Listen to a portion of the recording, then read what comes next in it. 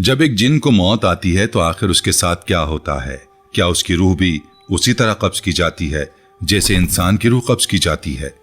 क्या जिन्नात के भी जनाजे पढ़े जाते हैं, उन्हें भी कफन दिया जाता है और जमीन के अंदर दफन किया जाता है? और क्या इस पुरअसरार मखलूक के लिए भी ऐसे कब्रिस्तान मौजूद हैं जो हमारी आंखों से हमेशा पोशीदा रहते हैं? आज हम इसी हैरान कुन और पुरअसरार हकीकत से पर्दा उठाएंगे कि जब एक जिन की जिंदगी का आखिरी लम्हा आता है तो उसके साथ क्या होता है और मौत के बाद उसका अंजाम क्या होता है। बिस्मिल्लाहिर्रहमानिर्रहीम से आगाज करते हैं। अस्सलाम वालेकुम रहमतुल्लाहि व बरकातुहू। मैं हूँ जमील अहमद जामी।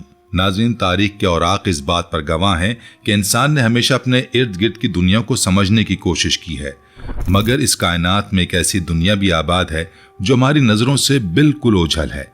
एक ऐसी पुरअसरार मखलूक की दुनिया जो ताकत में हमसे कई गुना ज्यादा है, जो पलक झपकने में मशरिक से मगरिब का सफर तय कर सकती है और जो सदियों से इंसानों के साथ इसी जमीन पर सांस ले रही है। हम बात कर रहे हैं जिन्नात की दुनिया की। हम सब जानते हैं कि जब कोई इंसान मरता है तो उसे मिट्टी में दफन कर दिया जाता है। दुनिया भर में इंसानों के बड़े बड़े कब्रिस्तान मौजूद हैं जहां मौत का सन्नाटा राज करता है। मगर क्या आपने कभी सोचा कि जब इन ताकतवर जिन्नात को मौत आती है तो इनके साथ क्या होता है? कि जिन्नात की भी हमारी जैसी कब्रें होती हैं? क्या इस जमीन पर जिन्नात के लिए भी कोई खुफिया कब्रिस्तान मौजूद है?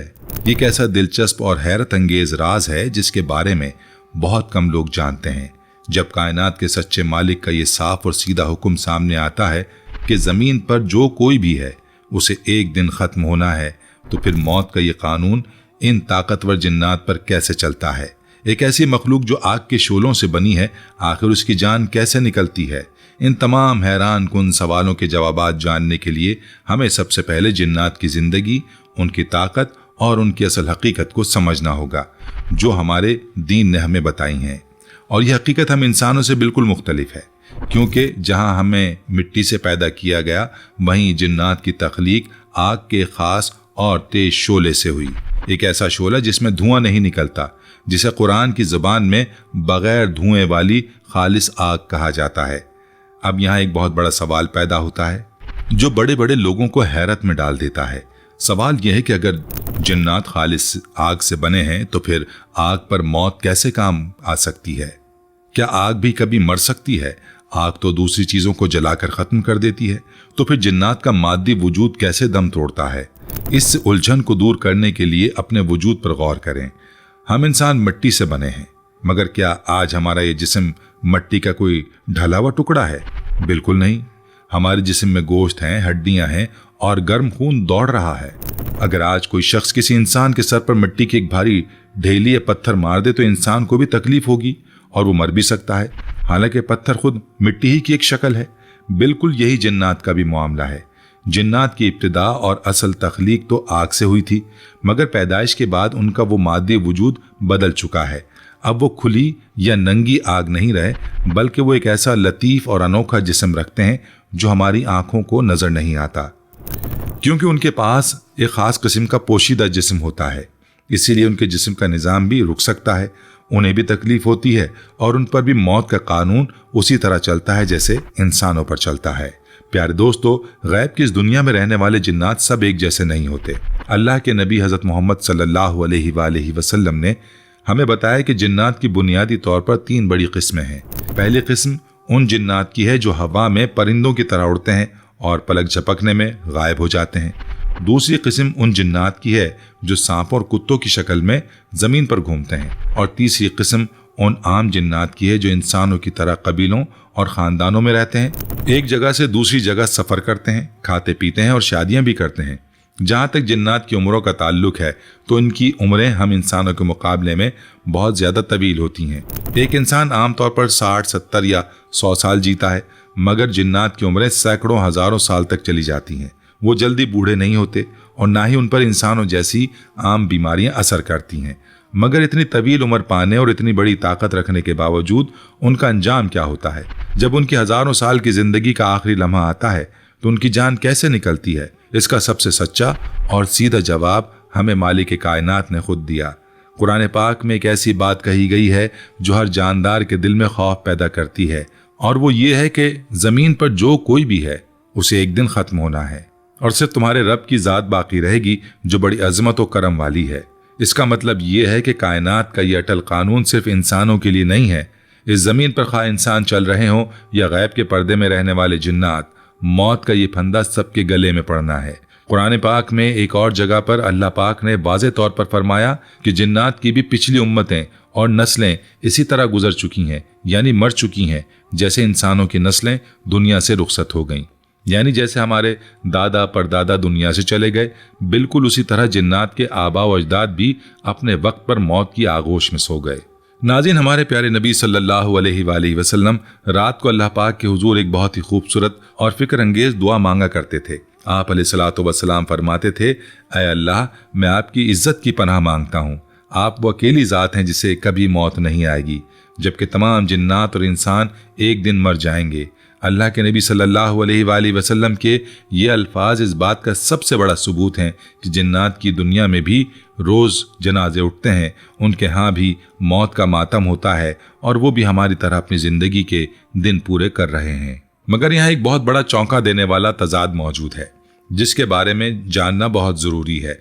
आम जिन्नात तो अपने वक्त पर मर जाते हैं, मगर इस पूरी कायनात में एक ऐसा जिन भी है जिसने अल्लाह पाक से क़यामत तक की मोहलत मांगी थी और उसे वो मोहलत मिल गई। जी हाँ, हम बात कर रहे हैं इबलीस की, यानी सबसे बड़े शैतान की। शैतान भी असल में एक जिन ही है, मगर उसे क़यामत की आखिरी सूर फूंके जाने तक जिंदा रहने की इजाज़त दे दी गई है। मगर याद रखें, शैतान के अलावा गैब की इस दुनिया का कोई भी जिन अबदी नहीं है, खा वो मुसलमान के नेक जिन्नात हों या काफिरों के सरकश और ख़तरनाक जिन। इन सब की मौत का एक वक्त मुकर्रर है। मगर अब सबसे बड़ा पुरअसरार और हैरान कुन सवाल ये पैदा होता है कि इन जिन्नात की मौत आखिर कैसे वाक़ई होती है? क्या वो भी हमारी तरह बीमार होते हैं या गैब की दुनिया में उनकी मौत का तरीका कुछ और ही है?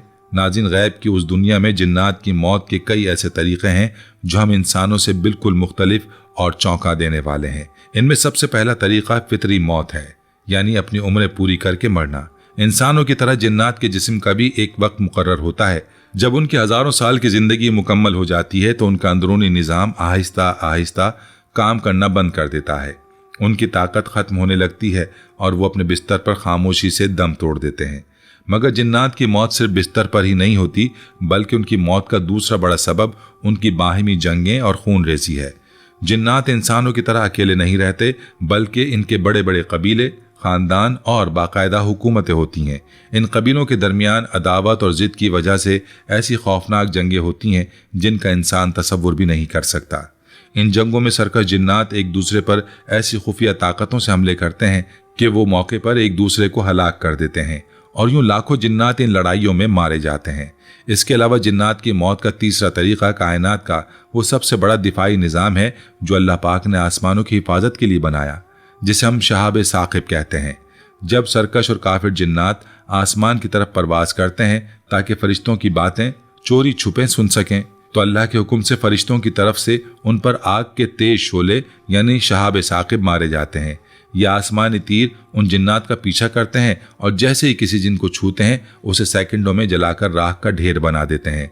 हमारे प्यारे दोस्तों, जिन्नात की मौत का एक चौथा तरीका ऐसा भी है जो खुद इंसानों के हाथों वाक़ होता है। हमारे दीन ने हमें बताया कि अगर कोई जिन इंसान को नुकसान पहुंचाने के लिए किसी मोजी जानवर, ख़ास तौर पर काले सांप या पागल कुत्ते की शक्ल इख्तियार करके सामने आए और इंसान अपने दिफा में उस पर वार करके उसे मार दे, तो जिन उसी शक्ल में हमेशा के लिए मर जाता है।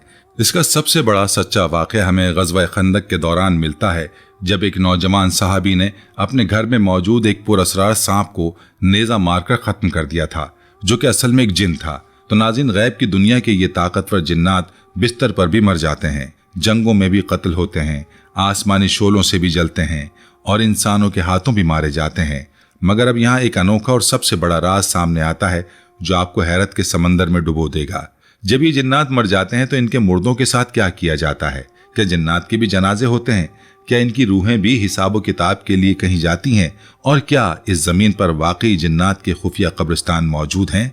दोस्तों, इस्लामी तारीख के बड़े बड़े आयमा किराम और उलमा जैसे अल्लामा सयूती की तहकीकात हमें बताती हैं कि जिन्नात की दुनिया का निज़ाम बहुत हद तक इंसानों से मिलता जुलता है। जब गैब की इस दुनिया में किसी जिन की तबई मौत होती है या वो जंग में मारा जाता है तो उसके कबीले और ख़ानदान के बाकी जिन्नात इकट्ठे होते हैं और अपने मुर्दे को छोड़कर गायब नहीं होते, बल्कि उनका बाकायदा अपना एक निज़ाम होता है जहां वो अपने मुर्दे को गुस्ल भी देते हैं और उनका अपना कफन भी होता है। प्यारे दोस्तों, गुस्ल और कफन के बाद जिन्नात अपने मुर्दे का जनाजा भी पढ़ते हैं। मुस्लिम जिन्नात के यहाँ बाकायदा बाजमात नमाज जनाजा का एहतमाम किया जाता है और उनका अपना इमाम नमाज पढ़ाता है। यही नहीं बल्कि जिन्नात अपने मुर्दों को ज़मीन के अंदर ही दफनाते हैं, क्योंकि वो एक लतीफ़ जिस्म रखते हैं, इसलिए उनकी कब्रें और उनके कब्रिस्तान इंसानों की नज़रों से बिल्कुल ओझल होते हैं। वो ज़मीन के ऐसे वीरान हिस्सों, जंगलों, पहाड़ों या समंदरों के जजीरों में अपने मुर्दों को दफन करते हैं जहाँ इंसानों का गुजर नहीं होता, और इसीलिए उनके खुफिया कब्रिस्तान हमें कभी दिखाई भी नहीं देते। अब एक और गहरा सवाल ये पैदा होता है कि मरने के बाद जिन्नात की रूहें कहाँ जाती हैं? इंसानों की तरह जिन्नात की रूहें मरने के बाद आलम बरज़ख में चली जाती हैं और उनकी कब्रों में भी हिसाब किताब का एक पूरा निज़ाम चलता है। इनसे भी इनके रब और इनके दीन के बारे में सवाल किए जाते हैं। जो मुस्लिम और नेक जिन्नात होते हैं उनकी रूहों को राहत मिलती है, जबकि काफिर और सरकश जिन्नात की रूहें अजाब के पहरे में चली जाती हैं। नाज़रीन, कायनात के सच्चे मालिक का यह अटल फैसला है कि क़यामत के दिन जहां इंसानों का हिसाब किताब होगा, वहीं जिन्नात को भी खुदा की अदालत में खड़ा किया जाएगा। कुरान पाक के मुताबिक नेक और मोमिन जिन्नात को उनकी नेकियों के बदले इंसानों की तरह जन्नत की लाजवाल नेमतें अता की जाएंगी, जहां वो हमेशा खुश रहेंगे। दूसरी तरफ जिन्नात की दुनिया के जो इबलीस, सरकश और जालिम जिन हैं, उन्हें इंसानों के नाफरमानों के साथ दोज़ख के दहकते हुए गड्ढों में फेंक दिया जाएगा, जहां वो हमेशा जहन्नुम का ईंधन बने रहेंगे। नाज़रीन, जन्नत और जहन्नुम के इस अटल फैसले को जानने के बाद अब हमें जिन्नात की मौत से जुड़े उन सच्चे तारीखी वाक़यात पर गौर करना होगा जो मुस्तनद कुतुब में महफूज हैं। तारीख का एक बहुत ही अजीब और हैरत अंगेज़ वाक़या हज़रत उमर फ़ारूक रज़ी अल्लाह ताला अन्हु के दौरे खिलाफत का है। रिवायत में आता है कि एक मर्तबा मक्का और मदीना के दरमियान एक वीरान पहाड़ी रास्ते पर सहाबा किराम का गुजर हुआ, तो उन्होंने देखा कि ज़मीन पर एक बहुत बड़ा काला सांप मरा पड़ा हुआ है और उसके इर्द गिर्द से तेज़ कस्तूरी की खुशबू आ रही है। सहाबा किराम ये मंजर देखकर हैरान रह गए, क्योंकि आमतौर पर मरे हुए जानवरों से बदबू आती है, मगर वहाँ का माहौल खुशबू से महक रहा था। उन्होंने उस सांप को इज्जत के साथ लपेटकर दफन कर दिया। जब ये बात मदीना मुनव्वरा तक पहुंचकर हज़रत उमर रज़ी अल्लाह अन्हु को बताई गई, तो उन्होंने मुस्कुराकर फरमाया कि तुमने जिस सांप को दफन किया वो असल में जिन्नात के कबीले का एक बहुत ही नेक और मोमिन जिन था, जिसने रसूलुल्लाह सल्लल्लाहु अलैहि वसल्लम के हाथ पर बैत की थी और वो अपनी तबई मौत मर गया। ये वाक़या हमें सिखाता है कि जब नेक और मोमिन जिन्नात की मौत वाक़ई होती है तो उनकी पाकीज़ा वजूद की वजह से ज़मीन पर उनकी मौत की जगह महक उठती है, हालांकि वो इंसानों को अपनी असल शक्ल में दिखाई नहीं देते। इसी तरह जिन्नात की मौत का एक और गहरा पहलू ये है कि क्या जिन्नात के मरने पर इनके ख़ानदान वाले भी इंसानों की तरह रोते हैं। इस्लामी उलमा की तहक़ीक़ के मुताबिक जिन्नात के यहाँ भी जुदाई का शदीद गम पाया जाता है और वो अपने मुर्दे पर रोते हैं, मगर उनकी आवाज़ें एक ख़ास फ्रीक्वेंसी पर होती हैं जो आम इंसानी कान नहीं सुन सकते। प्यारे दोस्तों, यहाँ पर एक और दिलचस्प हकीकत सामने आती है जिसे सुनकर अक्ल दंग रह जाती है, क्योंकि जिन्नात आग के लतीफ़ शोले से बने हैं, इसलिए जब उनकी मौत वाक़ई होती है तो उनका जिस्म इंसानों की तरह सालों तक मिट्टी में गलता सड़ता नहीं।